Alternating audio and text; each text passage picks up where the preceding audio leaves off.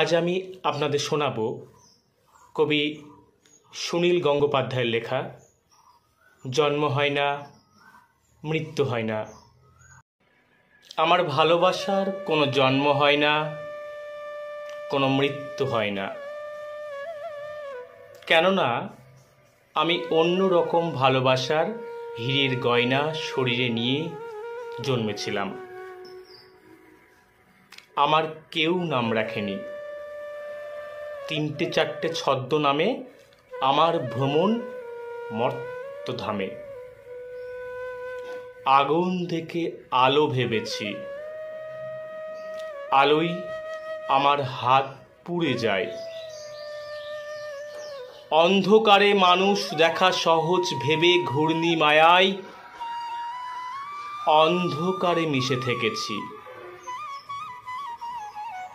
কেউ আমাকে শিরোপা দেয়, কেউ দু চোখে হাজার ছিছি, তবুও আমার জন্ম কবজ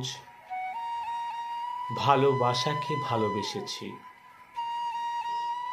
আমার কোনো ভয় হয় না, আমার ভালোবাসার কোনো জন্ম হয় না, কোনো মৃত্যু হয় না।